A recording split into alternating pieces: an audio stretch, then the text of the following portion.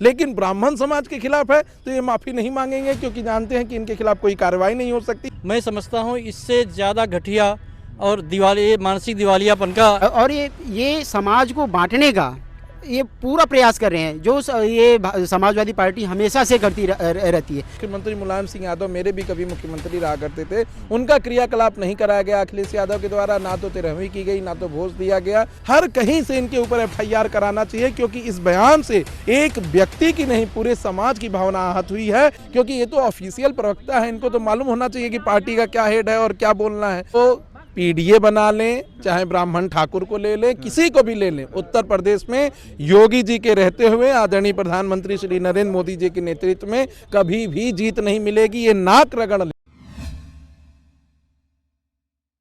नमस्कार दोस्तों, तो मैं हूँ सुप्रीम कोर्ट के परिसर में। मुद्दा दोस्तों आप देख सकते हैं जिस तरीके से सनातन स्टालिन का बयान आया, हारने से पहले जब सत्ता में तब भी वही तेवर थे और अब विपक्ष में है तब भी वही तेवर है।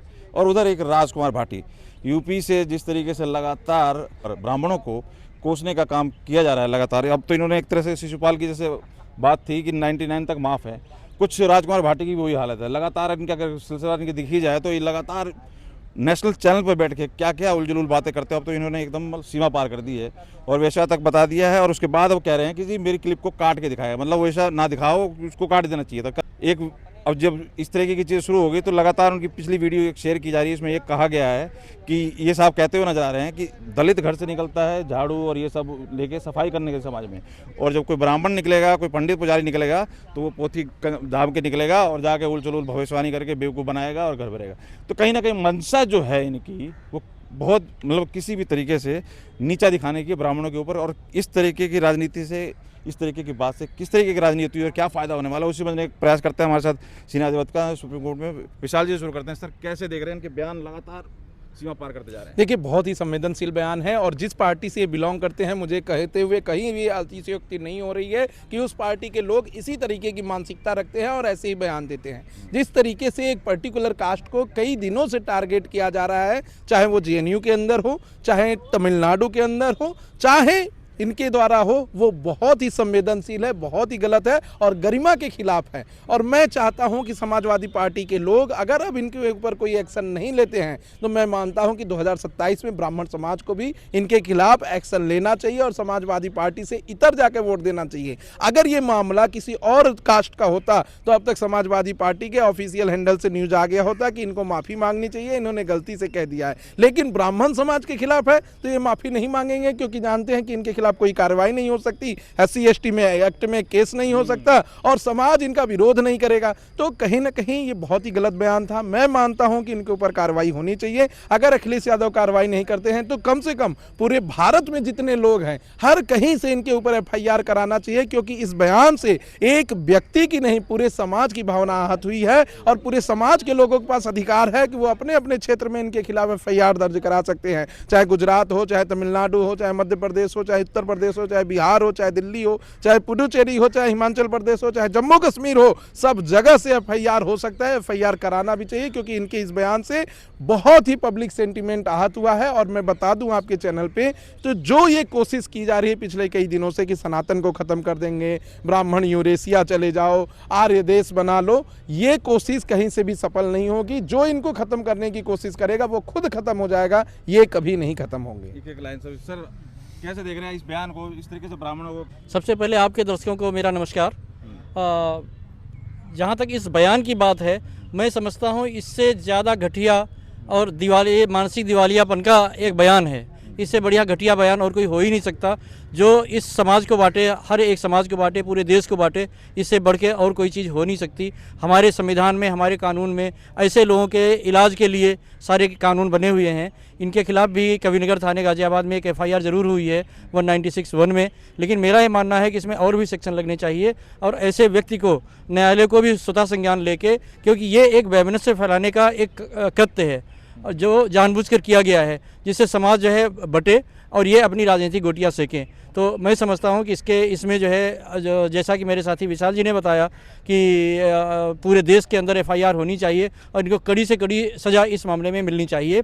और इसके लिए मैं माननीय न्यायालय के लिए भी कहूँगा कि वो इसके लिए एक फास्ट ट्रैक बनाएं और जिसके अंदर 6 महीने के अंदर ऐसे लोगों को सज़ा मिले जैसे किसी भी दूसरे आदमी को दोबारा इस तरीके का दुस्साहस करने का मौका ना मिले। क्या कहेंगे सर, तो मतलब सीमा पार हो गया, तो वैसा मतलब इस तरीके से बोलना ब्राह्मणों को, बिल्कुल बिल्कुल सर, ऐसा क्या? ये बहुत बहुत घृणित, बहुत ज़्यादा घृणित बयान है इनका। और इनका बयान ये समाजवादी पार्टी की जो मानसिकता है, जो विचारधारा है, जी ठीक है, वो विचारधारा कहीं ना कहीं इनके मुंह से निकल गई है। तो कह रहा हूँ कि कोई ऐसी उनके लिए कमेटी बनाई जाए और कमेटी बना के इनको जेल में डाला जाए। और ये समाज को बांटने का ये पूरा प्रयास कर रहे हैं, जो ये समाजवादी पार्टी हमेशा से करती रहती है। ये हमेशा राजपूतों को, ब्राह्मणों को हमेशा आपस में बांटते रहते हैं और ये भी चाहते हैं कि हमको वोट भी मिले, ठीक है। तो ये दोनों चीज़ एक साथ नहीं चलेगा।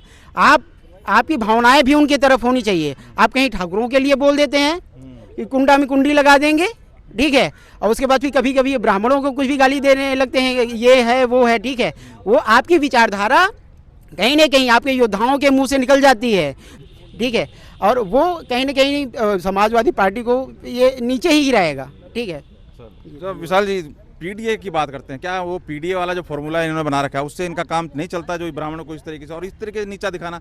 अब बहुत मतलब दुखद बात है, उनके ब्रदर के जिस तरह से आकस्मिक मौत हुई, उसमें भी सारे रीति रिवाज जो हो रहे हैं, कहीं ना कोई पंडित ब्राह्मण ही सब करवा रहा होगा।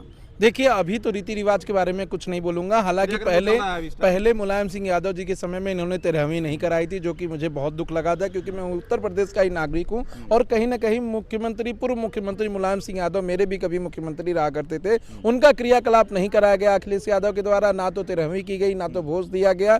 तो ये बहुत चीजें जो है वो कानून को नहीं मानते हैं, पंडित लोगों को नहीं मानते हैं, और उसी का नतीजा इनके मन में जो है, हृदय में जो है, वो बाहर भी दिखता है। इस तरीके की राजनीति भारत के अंदर कहीं भी सफल नहीं होने वाली है। आप असम का उदाहरण देख लीजिए, आप पश्चिम बंगाल का उदाहरण देख लीजिए। जिसने भी सनातन को और ब्राह्मणों को खत्म करने की बात की वो खुद खत्म हो गया, लेकिन ये लोग कभी नहीं खत्म हुए हैं। आपको लड़ना है तो नॉलेज से लड़िए, इंटेलेक्चुअलिटी से लड़िए, आपको लड़ना है तो विचारों से लड़िए, लेकिन इस तरीके के पर्सनल कमेंट आदमी हताशा में करता है और ऐसी हताशा कहीं ना कहीं इंसान को ले डुबोती है। अखिलेश यादव कभी कहेंगे कि हमने तो गाइडलाइन जारी कर दिया है कि कोई वल्गर गाने नहीं गाएगा, कोई कमेंट नहीं करेगा, किसी धर्म के ऊपर नहीं बोलेगा, तो फिर इनको प्रवक्ता के ऊपर ये क्यों नहीं लागू होता है? क्योंकि ये तो ऑफिशियल प्रवक्ता है, इनको तो मालूम होना चाहिए कि पार्टी का क्या हेड है और क्या बोलना है। तो इस तरीके से बयान देना बहुत ही गलत है। मैं मानता हूं कि आगे चलकर इनको माफी भी मांगनी चाहिए और देश से माफी मांगनी चाहिए, क्योंकि ब्राह्मण हर जगह है। तो पीडीए जो इन्होंने फॉर्मूला बनाया उससे इनको जीत नहीं दिखाई दी, जब तक इनको नहीं बोलेंगे। इनको पीडीए बना लें, चाहे ब्राह्मण ठाकुर को ले लें, किसी को भी ले लें। उत्तर प्रदेश में योगी जी के रहते हुए आदरणीय प्रधानमंत्री श्री नरेंद्र मोदी जी के नेतृत्व में कभी भी जीत नहीं मिलेगी। ये नाक रगड़ ले, इन्हें जीत नहीं मिलेगी, क्योंकि उत्तर प्रदेश की जनता डेवलपमेंट पे भरोसा करती है, उत्तर प्रदेश की जनता डबल इंजन पे भरोसा करती है, उत्तर प्रदेश की जनता महिला सुरक्षा पे भरोसा करती है, उत्तर प्रदेश की जनता रोजगार पे भरोसा करती है, और वो सब भरोसा योगी जी ने मजबूत किया है। मेरा मानना है आगे आने वाले समय में लोग योगी जी को बिना प्रचार किए वोट देके फिर से मुख्यमंत्री बनाएंगे। आप सोचिए कि जिस मुख्यमंत्री की मांग सारे स्टेट कर रहे हैं, उस मुख्यमंत्री के राज्य में अगर चुनाव होगा तो वो कितने बम्पर वोट से जीतेंगे, ये सोचने की विषय। और मैं मानता हूं कि ये चुनाव पूरे विश्व के लिए निर्णायक होगा, क्योंकि ये रास्ता तय करेगा आने वाले समय में प्रधानमंत्री जी किसको प्रधानमंत्री बनाएंगे। क्योंकि योगी जी में वो एक नेतृत्व देखते हैं, और बार बार हम देखते हैं कि प्रधानमंत्री जी किस तरीके से योगी जी से गुफ्तगू कर रहे हैं। इसका साफ मतलब है कि वो राजनीति, कूटनीति मुख्यमंत्री योगी आदित्यनाथ जी को सिखा रहे हैं। तो सनातन का लगातार, सनातन हो चाहे ब्राह्मणों को तो जैसे पानी नहीं पीने दिया और सारी चीजें लगातार होती जा रही है। अब ये तो इंतहा पार हो गई, मतलब वैसा इस तरह से उपाधि देना। देखिए, तो ये 90 जो है शिशुपाल वाला कुछ है, कुछ बस यही लिमिट है। होती रहेगी बस। एक बात जान लीजिए, छोटा सा देश है इजराइल, अपने विचारों की वजह से इजराइल अलग हुआ। आज उससे ज्यादा मजबूत उस मिडिल ईस्ट के देश में कोई भी नहीं है। अभी आप ईरान के ऊपर देख लीजिए कितना हमला हुआ है और ईरान की क्या हालत हुई है। इसी तरीके से अगर ब्राह्मणों को, सवर्णों को अलग कर दिया जाएगा तो एक नया देश बनेगा, और वो नया देश सब पर भारी पड़ेगा। तो इसलिए मेरा मानना है कि इन लोगों को समझदारी से काम लेना चाहिए, इस तरीके की बात नहीं करनी चाहिए। कितने वीर पुरुषों ने इस देश को आज़ाद करने में अपनी जान गंवा दी। डॉक्टर भीमराव अंबेडकर इतने मन से 2 साल 11 दिन 11 महीने 18 दिन तक संविधान संविधान को लिखा। तो इनको इस देश में भरोसा रखना चाहिए, इस देश की एकता में भरोसा रखना चाहिए। तोड़ने की कोई भी बात समाज में ना करें। सुप्रीम कोर्ट बैठा है, यूजीसी जैसे काले कानून को भी स्टे लगाकर, और देखिए किस तरीके से इसे आगे चल के खत्म भी कर देगा। तो क्या लग रहा है इनकी पार्टी में क्या कोई भी ब्राह्मण वगैरह नहीं मिलेंगे क्या? इस तरह से जो ये बात है करते हैं, इनकी पार्टी में कोई भी विधायक या कोई भी कार्यकर्ता कोई भी नहीं मिलेगा इनका ब्राह्मण? देखिए बहुत से ब्राह्मण इनकी पार्टी में है, बहुत से कार्यकर्ता इनकी पार्टी में ब्राह्मण है, लेकिन मुझे लगता है कि उनको भी स्टैंड लेना चाहिए। लेकिन मुझे नहीं लगता किसी में इतनी हिम्मत है। अभी यूजीसी कानून आया तो कोई हिम्मत नहीं ले पाया, कोई बोल नहीं पाया। तो मुझे लगता है कि किसी में हिम्मत नहीं है। जो पार्टी में है वो आजकल मैं मानूंगा कि वो पार्टी की राजनीति करने में इतने व्यस्त हैं कि समाज की बात कही नहीं पा रहे हैं। आजकल जमीनी नेता एक भी नहीं है, जमीन पर किसी को कोई जानने वाला नहीं है। ऐसे ऑनलाइन 10 मिलियन फॉलोवर हैं, 12 मिलियन फॉलोवर हैं, उसका कुछ नहीं कर। तो ये अभी इसी पे अगर बात करें, सनातन की भी जिस तरह इसी तरह से राजनीति हो रही है, स्टालिन का बयान मतलब पक्ष में थे तब भी वही, अब विपक्ष में चले गए, तब से पहले सदन के अंदर ही मतलब इतना दर्द है क्या ये सनातन के प्रति? देखिए सनातन के खिलाफ इनका रोना बहुत पहले से है, इनके रोने पे कुछ नहीं होगा। भारत हिंदू राष्ट्र था, हिंदू राष्ट्र है, हिंदू राष्ट्र रहेगा, इसको कोई झुटला नहीं सकता। कुछ लोग अगर बाहर से आ जाए तो इसका ये मतलब नहीं है कि ये अपना वैश्विक पहचान खो देगा। और सबसे बड़ी बात मैं बता दूं कि भारत ही एक वो ऐसा देश है जहां पे हिंदू मुख्यमंत्री रहा है, मुस्लिम भी मुख्यमंत्री रहा है, और अब तमिलनाडु में देखिए क्रिश्चियन भी मुख्यमंत्री है। तो और किसी देश में ऐसा क्यों नहीं रहा? अमेरिका में कोई ऐसा क्यों नहीं कर दे रहा है? पाकिस्तान में कोई ऐसा क्यों नहीं कर दे रहा है? बांग्लादेश में ऐसा क्यों नहीं हो जा रहा है? तो भारत ही एक ऐसा देश है जो यूनिटी इन डाइवर्सिटी को फॉलो करता है, और उसी की वजह से आज सबको मौका मिला। अगर इसको खत्म करने की कोशिश करेंगे, भारत के अस्मिता के ऊपर आंच आएगी, अस्तित्व के ऊपर आंच आएगा, तो ये लोग खुद जल के राख हो जाएंगे, इनका कोई पता नहीं चलेगा। अंत में एक सवाल का आप दोनों जवाब दीजिएगा कि क्या इससे इनको किस तरीके का बेनिफिट होता है, उसके ऊपर आपका क्या है मंशा कि ये किस जो है ये बयानबाजी से क्या फायदा होता है? जब भी कोई राजनीतिक नेता बयान देता है तो वो अनायास से बयान नहीं देता है, ऐसा मेरा मानना है। उसके पीछे उसके कहीं ना कोई सोच जरूर होती है। अब वो सोच दो तरह की होती है, एक होती कंस्ट्रक्टिव सोच, एक होती डिस्ट्रक्टिव सोच। तो ये लोग जो है, इस तरह के लोग जो बयान देते हैं, मैं समझता हूँ कि समाज को बांट के और अपनी गोटियाँ फिट करने के लिए ये ऐसा बयान देते हैं। अभी आपने एक बात कही पीडीए की, कि क्या इनका पीडीए से काम नहीं चल रहा है? मेरा मानना है कि पीडीए से काम नहीं चल रहा है, इसीलिए ये बयान दिया है। क्योंकि पीडीए से इनका काम तभी चलेगा जब पीडीए के बाद वाला जो समाज है, जो ठाकुर है, ब्राह्मण है, या जो सवर्ण समाज है, उसके टुकड़े कर दो। जब उसके टुकड़े कर दोगे तो पीडीए से इनको सफलता मिल जाएगी। मैं समझता हूँ इस दिशा में सोचा समझा दिया हुआ बयान है, ये कोई अनायास दिया हुआ बयान नहीं है। क्या इस मतलब अगर मोटा समझते हैं ना कि कोई भी जो मंशा होती है, जो बात कही जाती है, कहीं ना कोई कुछ उसको फायदा, इनको क्या फायदा दिखाई दे रहा है इससे? इनको कोई फायदा नहीं होने वाला। उत्तर प्रदेश में तो वैसे भी अगर जो लोग पूरे भारत की राजनीति करते होंगे वो खुद को पाएंगे कि उत्तर प्रदेश और बिहार की राजनीति अलग है।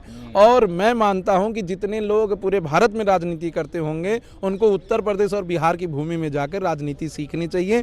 बच्चा बच्चा राजनीति करता है और सबको राजनीति की समझ है। इस तरीके के बयान देने से इनको कोई फायदा नहीं होगा। सब लोग एकजुट हैं।